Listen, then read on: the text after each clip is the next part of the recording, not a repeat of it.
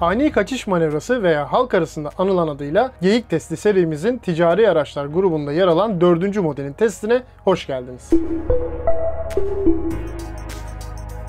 Bu testin gerçekleştirilebilmesi için gereken 3 geçiş istasyonu önceden belirlediğimiz standartlarda kurulduktan sonra aracımızla kaçış manevramıza başlıyoruz. Manevra öncesinde hızımızı sabitliyor ve ilk istasyonun girişi itibariyle hiçbir pedala dokunmuyoruz. Sadece direksiyon hareketleriyle yapılan kaçış manevrası sırasında aracın süspansiyon sistemi, şasisi ve ESP'si zorlu bir testten geçiyor.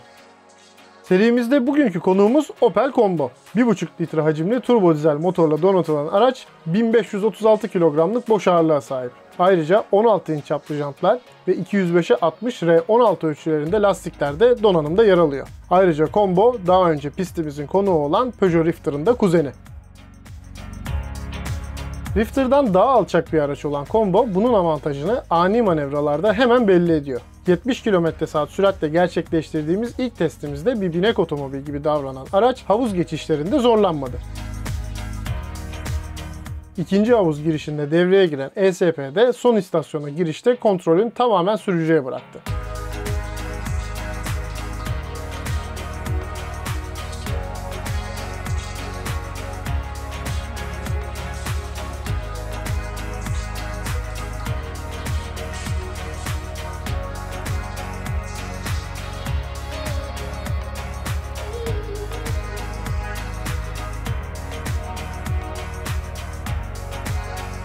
Süratimiz 72 km/saat'e çıktığında da değişen çok şey olmadı. İkinci havuz girişinde arkası hafifçe gelmeye başlayan araç bu havuz içerisindeyken ESP biraz daha sert devreye girmeye başladı. Bununla birlikte sistemin hafifçe kaymaya izin verdiğini de belirtelim.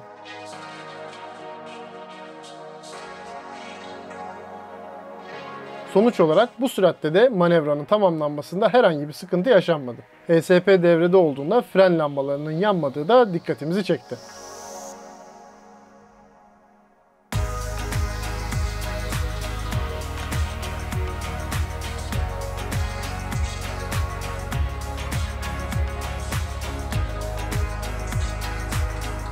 Süratimiz 75 km/saat'e ulaştığında ESP'nin daha uzun süre devrede kaldığını görebiliyoruz.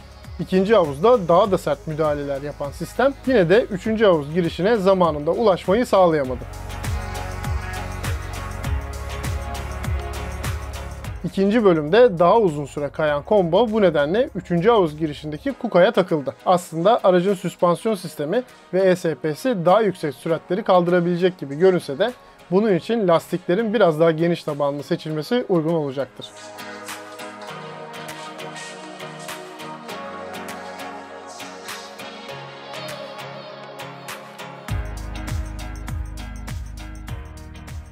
Engel aralarını 22 metre olarak aldığımız slaloma geldiğimizde süspansiyon sisteminin verdiği güven daha da net bir şekilde ortaya çıktı.